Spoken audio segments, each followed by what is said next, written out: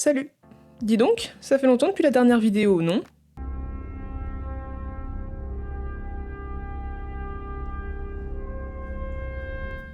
Bon, ok. Mais on va dire que depuis février, je suis pas mal occupée. Je travaille à plein temps sur mon webtoon qui s'appelle Porte-Bonheur. C'est absolument pas le sujet de la vidéo, mais si jamais vous voulez le lire, j'ai mis le lien dans la description. Et du coup, quand je travaille pas sur mon webtoon et que j'ai un peu de temps libre, j'ai commencé une nouvelle série de paysages colorés, avec cette fois-ci des paysages d'œuvres de fiction. Par exemple, j'ai déjà fait le Mystery Shack dans Gravity Falls ou le village Cocorico dans Ocarina of Time. Et du coup, sur le même principe que mes autres vidéos de paysages colorés, je vais vous montrer ici comment je réalise un de ces paysages. J'ai choisi celui d'Animal Crossing, c'est l'île de Tortiland. Bon, allez, trêve de blabla, on va commencer, l'introduction a déjà été suffisamment longue. Du coup, première étape, je mets ma feuille au bon format, je travaille tous les paysages de cette série au format A4.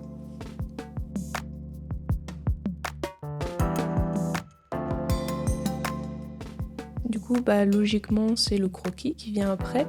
J'utilise toujours des images de référence que je trouve sur internet du lieu pour essayer de me créer ma propre vue du lieu à partir de celles qui existent déjà.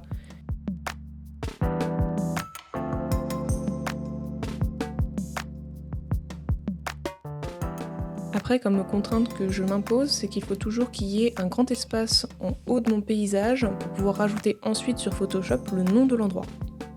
Comme ça fait un peu des affiches. Pourquoi pas un jour les imprimer, j'en sais rien ce que je vais en faire. Pour l'instant, ça m'amuse.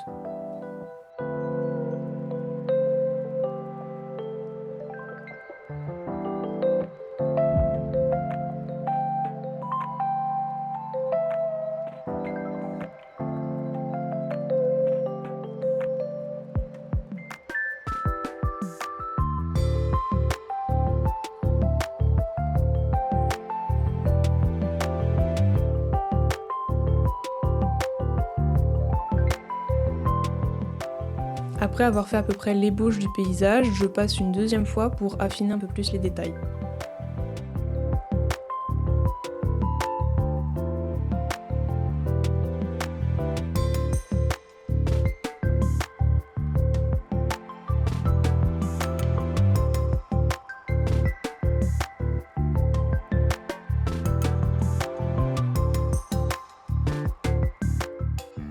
Et ensuite vient l'étape cruciale du choix de la palette de couleurs. Alors j'essaie toujours de me restreindre à 5-6 couleurs maximum, parce que c'est comme ça que j'aime bien travailler mes paysages. Mais au bout d'un moment, j'ai l'impression d'avoir un petit peu tout vu, comme j'essaye de faire des palettes différentes pour chaque paysage.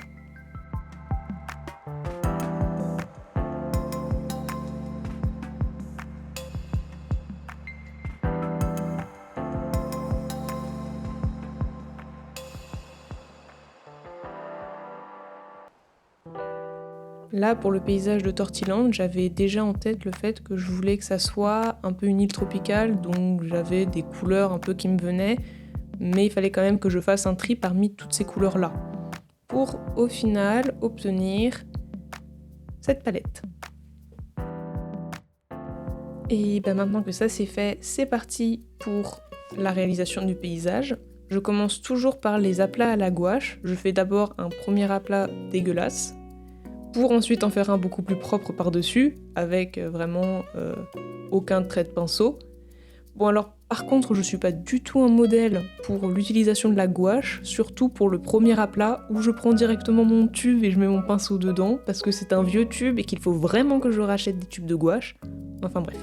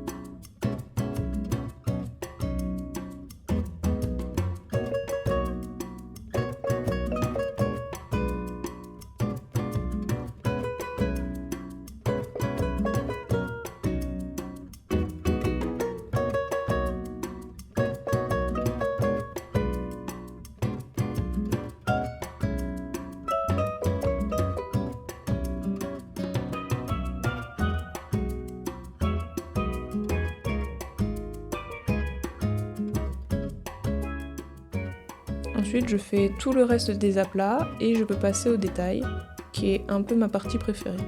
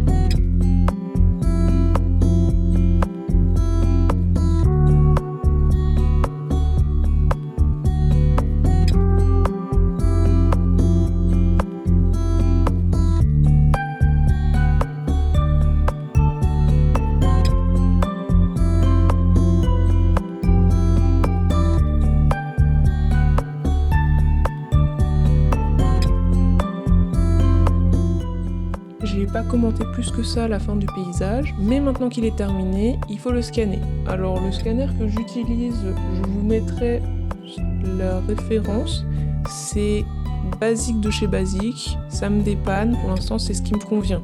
Après je suis bien conscient que c'est pas une qualité professionnelle ou quoi, mais moi c'est ce qui me convient. Et après que c'est scanné, je peux passer sur Photoshop où je rajoute des marges plus propres que celles que j'ai eues au scan et où je rajoute le nom de l'endroit pour justement donner un aspect un peu affiche, comme je le disais précédemment.